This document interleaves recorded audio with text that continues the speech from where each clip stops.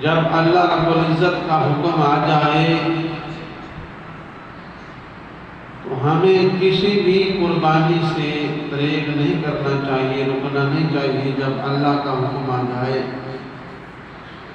ہمارے سامنے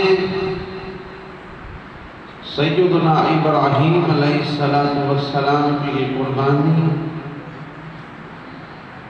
اللہ کا حکم ہو گیا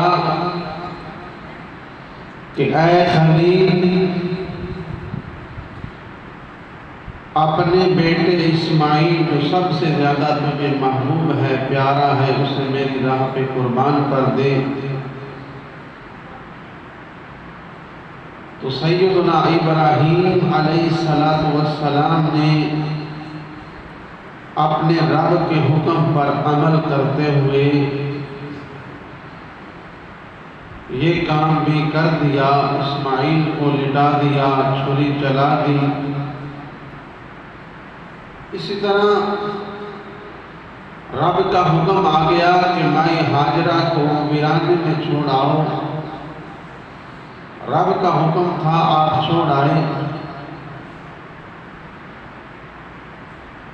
اور بھی آپ پر بہت سی آزمائشیں آئیں رب کی طرف سے، اللہ تعالیٰ کے فضل اور کرم سے آپ ہر امتحان، ہر آزمائش، ہر رب کا جو حکم ہوا اس میں آپ نے کامیابی حاصل کی۔